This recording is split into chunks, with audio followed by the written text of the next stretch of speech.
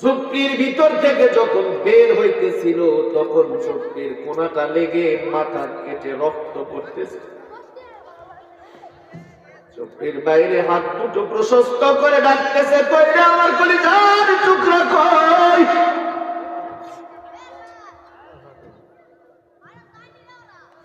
15 বছর ধরে দেখি নাই, তোর বিরহে কাঁদতে কাঁদতে চোখের আলো পর্যন্ত হারিয়ে ফেলেছে।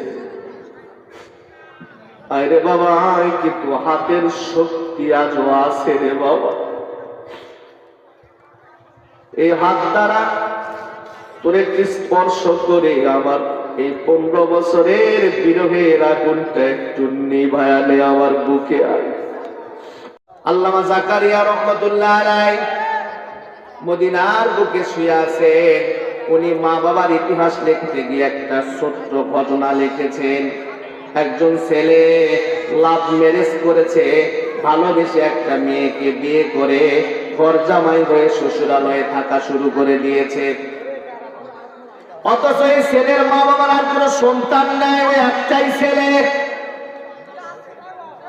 এই মা বাবাকে ছেড়ে বউকে ভালোবেসে বউয়ের কথা মেনে বউকে পাওয়ার জন্য সে শ্বশুর বাড়িতে ঘর জামাই হয়েছে। একদিন দুই দিন নয়, প্রায় 15 বছর পর্যন্ত মা বাবার কোনো খবর পর্যন্ত নেয় নাই। 15 বছর পরে ওই ছেলেটির তল পেটে একটু ব্যথা ব্যথা ভাব লাগে। মনে করতেছেন বানানো ঘটনা। Doctor Tarek Mahmud, first class, first MBBS, উনি একটা কিতাব লিখেছেন সুন্নত বনাম আধুনিক বিজ্ঞান। এই বইয়ের ভিতরে আপনি 86 নাম্বার পৃষ্ঠায় ঘটনাটা দেওয়া আছে, দেখবেন। মৌলানা তারেক জামিল সাহেবের লেখা চোখে দেখা কবরের আযাব, এই কিতাবের ভিতরে ঘটনাটা সুন্দর করে দেওয়া আছে। আল্লামা জাকারিয়া রহমাতুল্লাহ আলাইহির ফাওয়ায়েজে জাকারিয়ার ভিতরেও আছে। তল পেটে ব্যথা ব্যথা লাগে।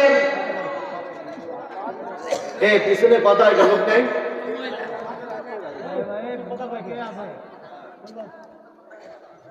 তল পেটে ব্যথা ব্যথা অনুভব হয়। এইবার ডাক্তারের কাছে যখন গেছে, ডাক্তার টেস্ট দেওয়ার পরে, টেস্টের রিপোর্ট বের হওয়ার পরে ডক্টর বলে তোমার লজ্জাস্থানে ক্যান্সারের সূচনা হয়েছে।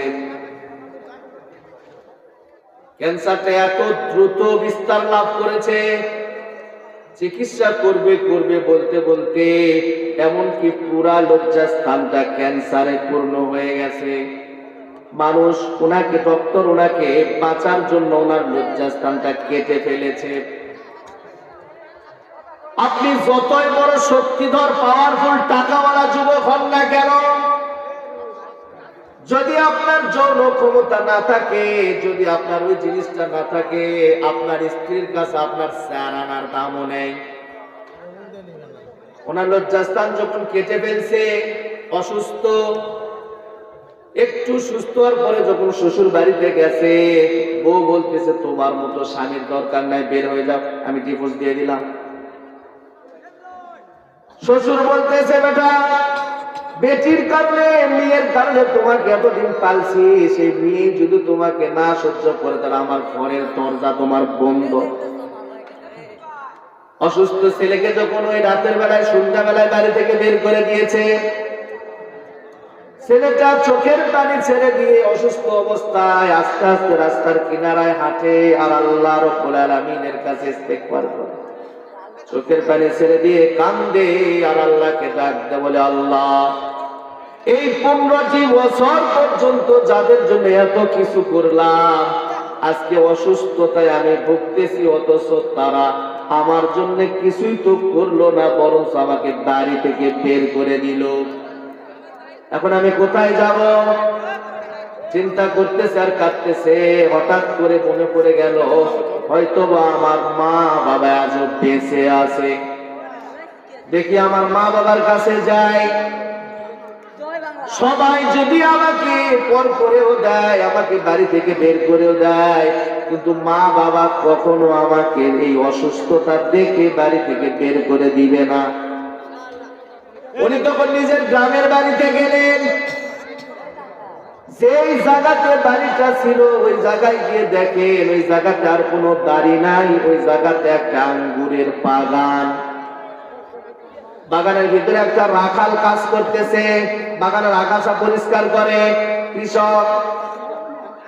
কৃষককে ডাক দিয়ে বললেন, ভাই এই আঙ্গুরের বাগানটা কার? কৃষক বললেন, অমুকের। এর আগে এই জায়গাটা কার ছিল?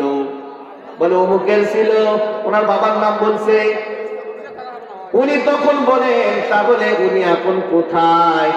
কৃষক বলতেছে, উনি তো দুনিয়াতে বেঁচে নাই। ওনার একটা অসুখ হয়েছিল, সুস্থ করার জন্য যা ছিল সব বিক্রি করার পরে এই ভিটে মাটিটা বিক্রি করেও চিকিৎসা করেছে, কিন্তু ভালো হয় নাই।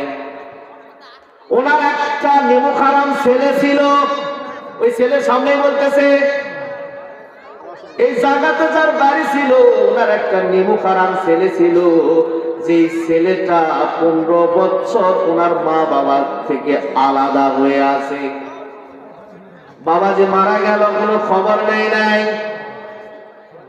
আমি যদি কোনোদিন ওই ছেলেটাকে পাই, আমার চোখের সামনে দেখি, তাহলে আমার হাতের ভিতরে যে দা আছে আঙ্গুরের আগাছা পরিষ্কার করি,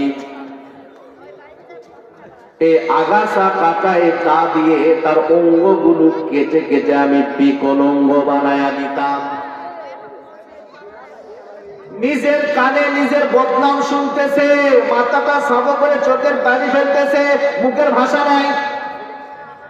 উনি তখন বলল, বাড়ির কর্তা যিনি, পুরুষটা না হয় ইন্তেকাল করেছে, কিন্তু মহিলাটা কোথায়?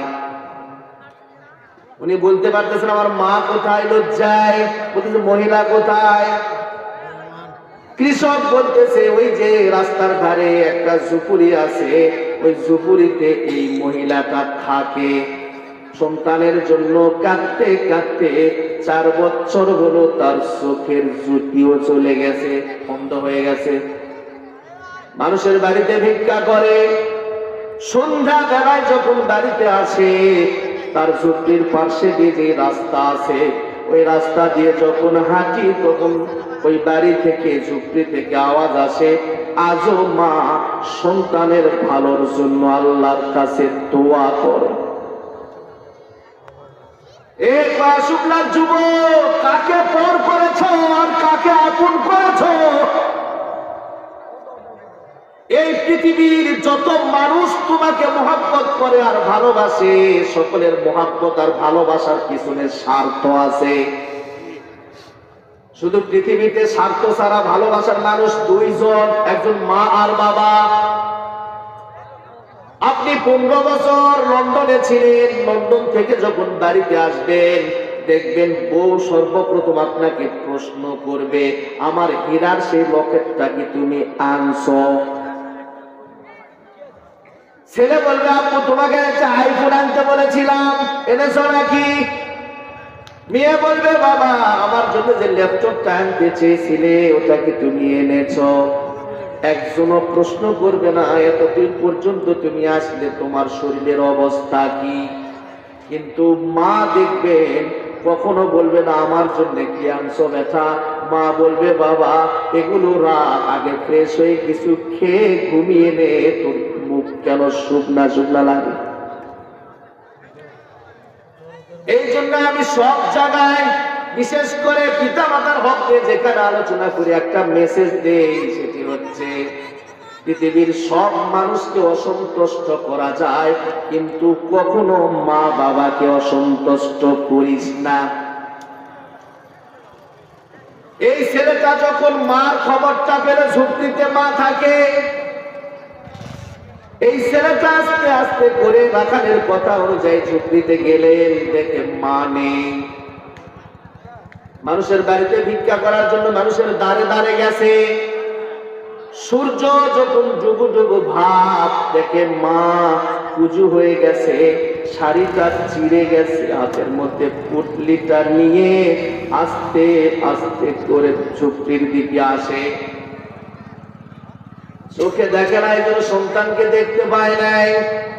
সন্তান সাহস পাচ্ছে না মার সাথে কেমনে কথা শুরু করবে। 15 দিন তো মা বাবার খবর নেয় নাই, 15 বছর। সন্তান দেখলো মা ঝুপড়ির আস্তে করে ঠোপলাটা রাখলো, পার্শ্বে একটা ছোট্ট জোলা ছিল, জলাশয় পুকুর, ওখানে সুন্দর করে ওযু করলো। মাগরিবের নামাজের সময় হয়ে গেছে, যায় নামাজটা পাঠিয়ে উনি নামাজ আদায় করলেন। নামাজ আদায় শেষ হয়ে গেলে রব্বে কারিমের কাছে হাত তুলে দোয়া করতেছে, আল্লাহ ছোটবেলায় মাকে নিয়েছো, বাবাকে নিয়েছো, বড় ভাই আর ভাবির কাছে মানুষ হয়েছি, অনেক কষ্ট করে ভাই ভাবির লাতি ঘুটা খেয়ে যখন যৌবনে পদার্পণ করলাম, তখন ওরা এক জায়গায় আমার বিয়ে দিয়ে দিল। স্বামী সংসার নিয়ে ভালোই ছিলাম। 2 বছর পর কোল জুড়ে একটা চাঁদের মতো ফুটফুটে ছেলে সন্তান দিলে গো আল্লাহ। নিজে না খেয়ে রোজা থাকতাম,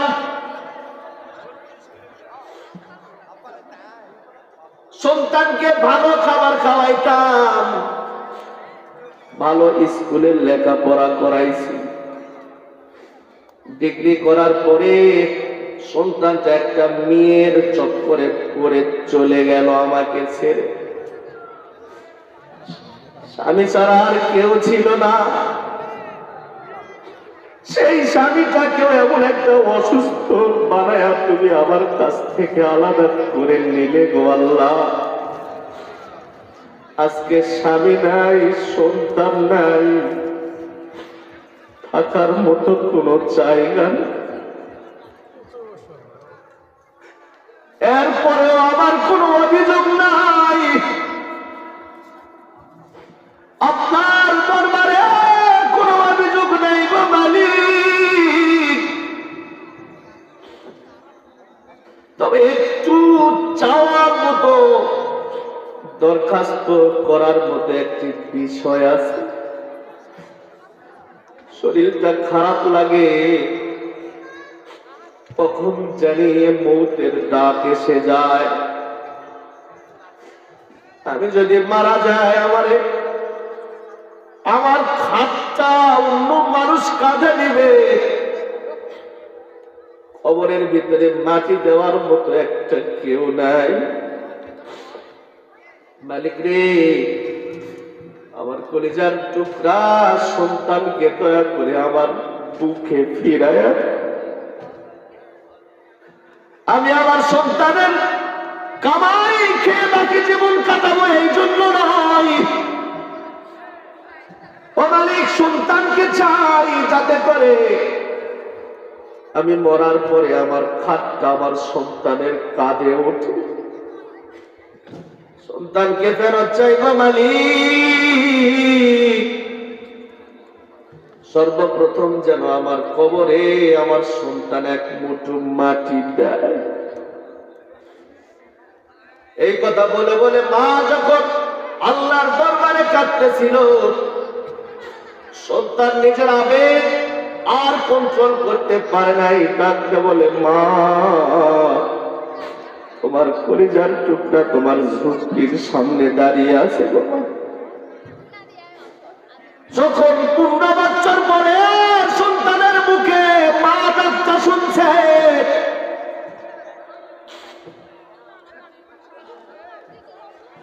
দুঃখী মাথা চাই নামাজটি এত জুড়ে দাঁড়াইছে।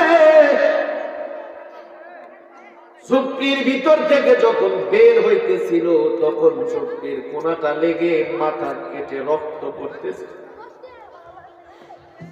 চোখের বাইরে হাত দুটো প্রশস্ত করে ডাকতেছে, কইরে আমার কলিজার টুকরা কই।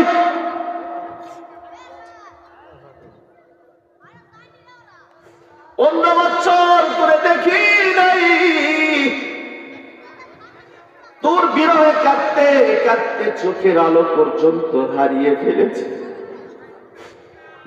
আরে বাবা, কিন্তু হাতের শক্তি আজও আছে রে বাবা। এই হাত দ্বারা তোর একটি স্পর্শ করে আমার এই 15 বছরের বিরহের আগুনটা একটু নিভায়ালে আমার বুকে আয়। এই জন্য বলি রে যুবক, কাকে আপন করলে তুমি আর কাকে তুমি পর করলে?